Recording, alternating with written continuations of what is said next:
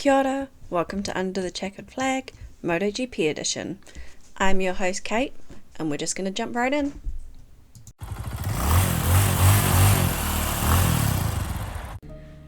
Wow, we are coming into the final triple header of the year. It has been a jam-packed year. I'm exhausted. I really feel for the teams and the riders who are probably already exhausted and shattered, and they're coming into an absolutely wild triple header we start in Sepang, then we're off to Qatar, and then the season final in Valencia. I am so excited, and I'm going to be so disappointed when it's the off season, because I'm going to be like, oh, what do I do now? I'm not too sure what I do. But I'll cross that bridge when it comes to it. I will be inviting guests onto the pod, so fans and things like that, just to interview them and see what makes them as passionate about MotoGP as I am, because I love hearing different people's perspectives and investigating their favourite riders and all of that sort of thing. So it'll be semi-structured, just some friendly chats. There's probably going to be quite a fair bit of banter, if I'm honest, especially with some of the Discord gang, because it'll be quite fun winding them up, I think. Yes, I'm looking at you, Potter. I'm definitely going to rip into your pure dedication to Dennis Honshu. But that's in the off-season. Right now, let's talk about tyre pressures. I am so conflicted here, because it seems to me that we are staring at something that could be very, very scary, and that is, we get to Valencia, it's the last race, Jorge Martin has just won by 2.5 seconds, everything's looking good, he's celebrating, he's just won a world championship, and then we get notification that he's got a 3-second time penalty, and he's not the world champion. Can you imagine? That would just be so disappointing and so anticlimactical, and it would be really, really off-putting, and it would show MotoGP in a terrible light, because no one wants a world championship decided like that. I don't want to see a celebration turn into absolute misery because a tyre pressure was wrong and too low. So for context, last weekend, we saw racing, and it was great racing, and Jorge Martin led all but 3 laps. And then after the race, we find out he's got a warning for his tyre pressure. And in this race, another person also, well, there were quite a few, I'll get to the full list soon, but Alicia Spargo also got a notification that his tyre pressure was wrong, and Alicia has become the first person to receive a 3-second time penalty for incorrect tyre pressure, and it dropped him, I think he went from maybe 5th to 9th or somewhere around there, and fortunately that's not a championship decision, but right at the front there is where I'm worried, because now Martin's got that hanging over his head. If the championship gets decided by tyre pressures, I'm just going to be absolutely gutted. I mean, I'll already be a bit disappointed, but admittedly, this one I totally agree with. If Martin loses the championship by less than 4 points, just because Binder got demoted in the most recent race, it would just be like, ooh, Pramac would not be happy with Brad Binder for exceeding those track limits. But that one, those are just one of the rules that you can actually truly understand. This tyre pressure thing, it irritates me because it's not the teams that have created this problem, it's Michelin, and I think it's super rough on the teams and the riders to basically be penalised for Michelin's inefficiency. So let's talk about this tyre pressure monitoring system. It's basically an automatic system with that minimum value closely monitored by sensors and things like that.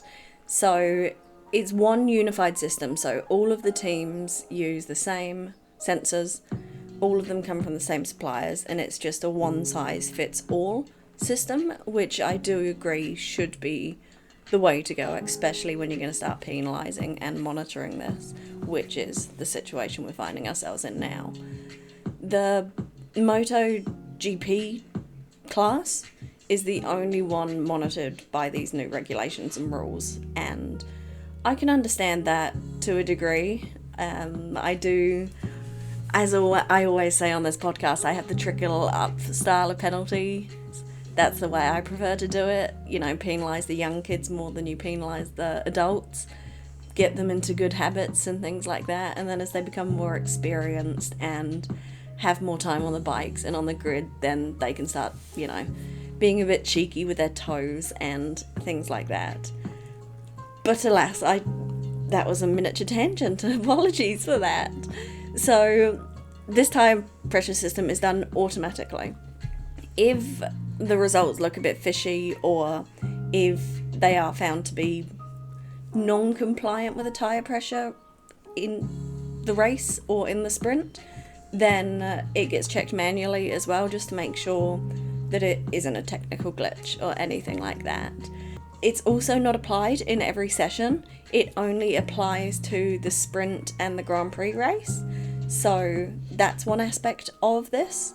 So during the practice sessions, during the qualifying, they can basically run whatever tyre pressures they want because it's monitored still, but it's not actively sanctioned, basically. Which to me is a little bit irritating as well, because it's basically saying, oh yeah, we're not worried about these sessions, it's only the race that we're caring about, so by all means in qualifying, be unsafe. We just don't mind, it's only the race. Probably because I suppose if there is a massive tyre blowout or something similar, more people actually watch the race and the sprint, so it would be a bad look for Michelin, and they wouldn't want that. But alas, if a race... So the rules are laid out that if a race is under 15 laps, then 30% of those laps must be at or over the minimum tyre pressure. If a race is over 15 laps, then 50% of the laps must be at or over a minimum tyre pressure. So this is sort of making teams guess where their ride is going to be on the grid and then adjust their tyre pressures to suit, because there's a big difference in the heat and what that does for your tyre pressure. If you're out in front of the pack and leading every single lap, and if you're stuck in the middle of a pack, you're going to be seeing that tyre pressure be a lot different and a lot more variable. So the teams need to look at where their riders have qualified. They need to look at what kind of start they're going to get. So, Jorge Martin's probably going to get a good start. Maverick Vinales, not so much. So they'd have to adjust their tyre pressures to suit what they think the race is going to look like. And there are going to be times when the teams just get it completely wrong. For example, if Maverick Vinales gets a great start. And one thing I found quite funny in the most recent race was Maverick Vinales got a good start, and so naturally everyone assumed that he'd made a jump start or something like that. The commentators commented on it, people were tweeting about it, but no, it just turned out he got a really good start, which is very un-Maverick Vinales-y, but that was quite a fun aspect. So these teams are going to have to work around their tyre pressures in that sort of thing. The penalty system is new. So for the first offence, because it's such a new rule basically, the riders will get a warning. If it's the second offence, it's a 3-second time penalty. Third offence, 6-second time penalty. And fourth offence, it is a 12-second time penalty. Now, it should also be noted that in time, it would just become an instant disqualification. That is what they want the rules to be, and that's how they're designed to be. So, when we start looking at next year, in 2025, it's going to be an automatic disqualification if they're not meeting these tyre pressure rules. And we could see riders getting penalised left, right and centre. Because so far, Maverick Vinales has a warning, Paul Espargaro has a warning, Marc Marquez and Jorge Martin all have warnings. Aleix Espargaro has a warning and a second offence, so he's had a 3-second time penalty. If he has a third offence, it's going to be a 6-second time penalty. So, we're seeing a lot of riders. That's 5 riders already on a grid of 20. And like I said, this has only been implemented since Silverstone. So 9, what are we at now? 17. So there's only been 8 races. And from memory, if a race is classed as wet, it doesn't count. So 7 races and we've got 5 penalised riders. It just grinds my gears the wrong way, I suppose, and I find it a little bit frustrating. But I guess we'll just have to wait and see if this does come down to Valencia, and if we do get a disqualification, well, not a disqualification, if we get a penalty that decides a championship, it'll be pretty darn gutting. And fingers crossed that this is all just in my head and we do not see this play out, because as I said, I think it'd be a disaster for MotoGP and a disaster for the image we're portraying. It's sort of like F1 2021. At least we got some good racing with that, and yeah, but it would be that sort of sour taste in my mouth, and I would be thoroughly disappointed if Martin, particularly Martin, because he's the one with the warning, if he did lose a championship because his team didn't have his tyre pressure set right. It would just be, yeah. I probably wouldn't be buying Michelin tyres for a long time, that's for sure. But that's enough of the rant about the tyre pressures. Let's move on to previewing the Malaysian Grand Prix, the Sepang International Circuit. It has brought some controversial races throughout the years, but it always brings some good racing. So let's get into that.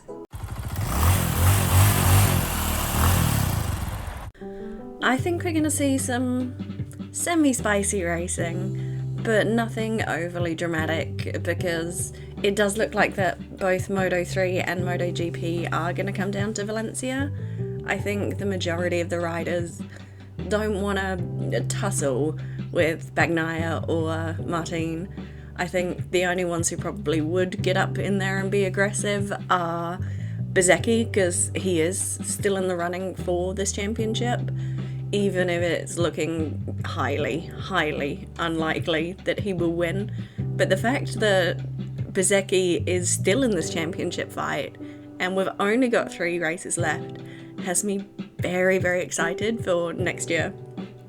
Because clearly Marc Marquez fangirl Kate is going to be watching Marc Marquez on a year-old Ducati, and Bezzecchi is currently on a year-old Ducati, and I'm guessing, hoping, praying, if I was a praying woman, which I'm not, but I'm just really, really hoping that Marc gets himself straight up in there and straight up in that title fight next year, mainly because we haven't seen it in 3 years, so it's, yeah, that's got me hopeful, definitely hopeful, and what Bez has been able to do on it is utterly incredible. And I suppose we'll just have to wait and see how Marc adapts, and hopefully he adapts well. But he's one of the, Bezzecchi, that is one of the only people I can see up there tussling with them. Marc Marquez and Brad Binder are probably the only other two. The ones who are more aggressive. They don't care about the championship, they just want to get the best results, and they're not afraid to get their hands dirty. I do think that they'd possibly not dive up the inside or dive bomb Martin or Bagnaia, because if you took someone out like that and it was in a world championship battle that's this close, it'd just be so overly dramatic, and the drama and the press would just be absolutely horrendous. I mean, I'd love it for, the gossip and the slander and the way that the internet would implode, but, I don't really think that that's very likely to happen. Anyway, I seem to be going on these micro tangents that at least they're semi on topic today. But I think, yeah, we're going to see spicy racing. Moto3 and MotoGP looking like they're going down to the wire. If anyone can remember the last time we had all 3 classes as in Moto3, MotoGP, and Moto2, or back when we had 125s, 250s. Can anyone remember the last time that the racing in all three of those classes came down to Valencia? I was trying to think about it, but I genuinely can't remember, at least in recent history. One of them's been decided before Valencia. In this case this year, it looks like it's going to be Moto2. It looks like Pedro has just got this all wrapped up in a tight little bun, and I expect it to go this weekend. I think that Pedro's going to get that title wrapped up, but I'm not starting with Moto2 predictions because I always start with Moto3 predictions. And my predictions are that we finally get a Yuma Sasaki on that top step of the podium this year. He's gonna break that Canet-like run that he's having of finishing P2. I just want him on that top step. He did well here last year from memory. I'll admit my memory can be a bit patchy, but I think that we're going to see him take the win here. I think in P2 we're going to have Jaume Masia, and P3 I'm going to go for a little bit of a stab in the dark, and I'm going to go for Yamanaka. I don't know why, but I'm just feeling like this could benefit him and his riding style this weekend. I don't think he placed very well last year, but that doesn't matter. That's my podium. Sasaki P1, Masia P2, and Yamanaka P3. Moving on from Moto3 then, let's have a quick chat about my Moto2 predictions, which I suppose they're a bit boring, but Moto2 does sort of have that vibe about it this year. Maybe it's because Acosta's just steamrolling the rest of the competition. Maybe it's just because that sometimes the racing, they seem more careful than both Moto3 and MotoGP, which I find really peculiar because Moto2 I feel is so impressive. It should have much more spicy racing, I suppose. But alas, my Moto2 predictions. As I said just before, I think that this championship's going to get wrapped up in the Moto2 class this weekend. Realistically, what I'm thinking is that we'll see a very similar podium to last year, except I think Pedro is just going to be right up in there. I think Pedro's going to come in P3, securing his championship. Even if Tony takes that top spot, Pedro's got to finish, P9 or above to take the win this weekend. I think he's going to podium. I'd love to see him on the podium because I feel like if you're winning a world championship, you want to do it from at least the podium. Ideally, you'd take the top spot, but I think that Jake Dixon's going to be in front of him. I think Dixon's going to take P2, and in P1, I think it's going to be Arbolino. I think he's going to absolutely push himself well over the limit of what he would normally do, purely just to try and stay in this championship fight. But Pedro's just Pedro. I'm really excited to see him in GP next year and see how quickly he can adapt to the gas bike, and it's just going to be a really interesting story. On that note, actually, there's obviously been all these rumours and this huge talking point about Firmin Aldiger and the possibility that he could be in the mix for the Repsol Honda seat. I would love to see it. The rumour is that he's been offered a 3-year contract with HRC, so I believe it's a 1 year plus 2 deal.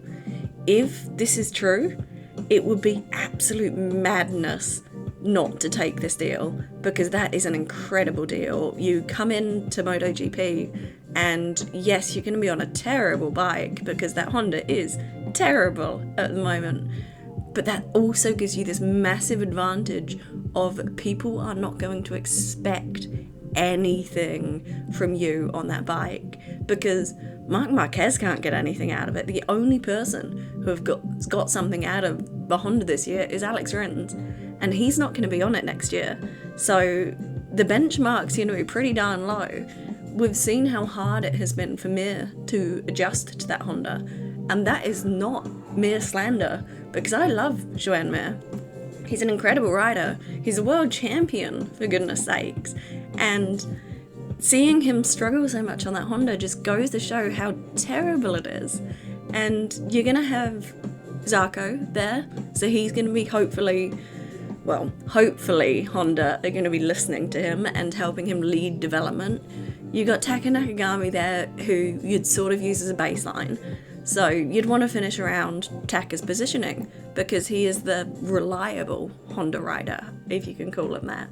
And having Furman go up, get reasonable results, but nothing too spectacular, help turn that bike around, and then come 2025, or 2026 in this case, if it is a 1+2 contract, he could head over to Gresini.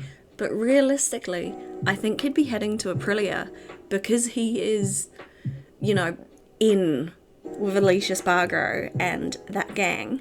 I suppose my predictions would be something like Martin on factory Aprilia and Furman at R&F. I could see it happening, and I would really, really want it to happen, actually.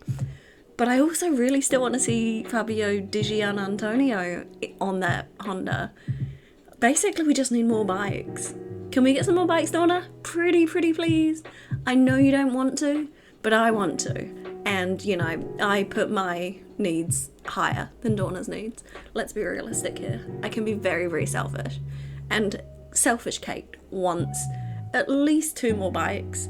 I still think my ideal grid size is 26. I don't know where I plucked that number from. Wait, we have 22 riders, don't we? I think earlier I said we had 20, but you know what I mean. My brain's just all over the show because I haven't had any racing to watch this weekend. I haven't even watched the Formula 1 just because it's so boring at the moment. It's so monotonous, and it's decided in the first lap. You can just wake up, put it on for the first lap, and come back for the last lap, and bam, same results. Another tangent aside, yeah, I think Furman should take that offer, if that offer's there. If not, I think we'll have Digi in the seat. Realistically, I think this Furman rumour is just a rumour, because Digi is the smart and the easy option, and that's realistically what I think we're going to be seeing. On to MotoGP predictions. This weekend, I think we're going to see very similar from Martin. I think he is going to go all in on the sprint because he knows he can. I think he's up to 5 sprint wins on the bounce. We knew this format would suit him. I guess I'm just really, really disappointed that Miller's not been up there with Martin in these sprints, because Miller is definitely someone who I thought this format would really suit. In a way, I think it still does. I think that Miller and KTM, in fact, all of KTM, have been really hindered by yellow flags this season, which is concerning, but it's also showing that they're not going gung-ho from the get-go, really. They're leaving it far too late in practice and in Q1 to really do the damage, and that's when the risk of yellow flags is so high, because people are pushing beyond the limit, and then they do come off the bike and you do get yellows. It's one of those things, it's bound to happen, and if it were me, you'd be really, really pushing immediately. Yes, the track's going to evolve, but you really need to just give it your absolute all. Set a flyer lap. Even if it turns into a banker lap, you need to have that banker lap in the bag to even have a hope at the moment, it seems. So in the sprint, I do think Martin's going to come in P1. I just think he's going to absolutely wipe the floor, and I think he's going to come in P1 by a good 5 or 6 seconds this weekend. I think P2, we're going to see Marco Bezzecchi, and in P3 I think we're going to see Pecco Bagnaia. It's not going to be the most thrilling race. I think anything's going to, be hard to be thrilling after that absolute beautiful race that we were blessed with in Thailand. I just can't believe that still. I went back and watched it again recently because I was like, wow, this is definitely the race of the year. And normally that's Phillip Island, but still, this is just incredible. I guess maybe it's because the Thailand Grand Prix has only been on the grid for a short period of time. We've only had 4 races there. Technically 5 if we're including the sprint, but we've had 4 weekends there, and every single one of them's been really memorable, and I'm looking forward to seeing lots more races at Thailand. I think it's going to be one of those ones like Phillip Island that you're like, yes, this is an absolute watch. I'm not available this weekend. I think Thailand's just got that vibe to it. In the Grand Prix race, I think we're going to be seeing Pecco Bagnaia taking the win. I think he's going to play it a bit safer in the sprint, give it his absolute all on the Sunday, and I think he's going to take the cake, basically, take the top step. I think he's much more of a Sunday man, Pecco Bagnaia, and I think in P2 we're going to see Jorge Martin. Damage control for him, I suppose, a bit there, but it also will keep that championship really, really close, which is exactly what I'm after and hoping for. In P3, I don't really know. I don't have any good vibes about anyone going for P3 in Malaysia. Maybe Binder, maybe Bezzecchi. I think I'm going to lock my prediction in with Bezzecchi. The same podium, but in a different order for both days, I think is what this weekend's going to bring. I don't like it when it's like that. I like it when we have completely different podiums. And really, I think we've been absolutely blessed this year with this battle. Admittedly, it is quite disappointing that it's only Ducatis up there left in this championship fight. I'd like to see more variety, but the best part of this year has been the fact that we don't know who is going to win. We don't know which Ducati. And like I say, as a Formula One fan as well, that's just really boring. At least we're getting some absolute beautiful, beautiful racing out of MotoGP this year. And I think Sepang, we're going to get some good racing. But as I said, that Thailand race was an absolute banger. If you watch any race this season, it has to be that Sunday Grand Prix in Thailand. It was just utterly, utterly incredible.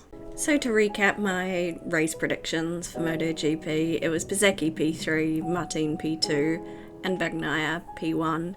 Very similar to how I think the championship will wrap itself up this year, but I do want to see Martin take this championship. I made that abundantly clear that I prefer Martin to Bagnaia in terms of their racing styles and their racecraft and just how they come across, I suppose.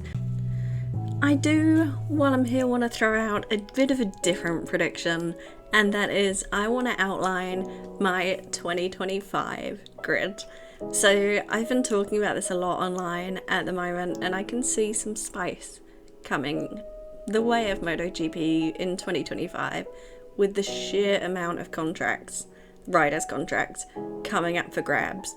Some of them I think are going to get locked in early, some of them not so much. So I'm just going to throw my bold predictions out there.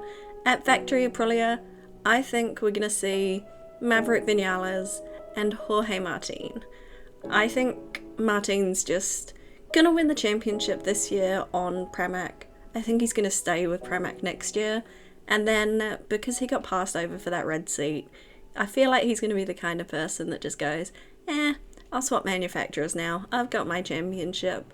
Now it's time to sort of settle down, slow down a little bit, in the figurative sense, settle for a family team, and that would definitely be Aprilia. At RNF Aprilia, I think we're going to have Raul Fernandez still, and I think we can have Aaron Canet. Maybe it's just the tattooed fangirl in me, but I can see him moving up to RNF Aprilia in 2025. At Factory Ducati, I think we're going to see Pecco Bagnaia and Fabio Quartararo. I think he's going to just leave Yamaha. I don't think they're even going to try and keep him at this stage.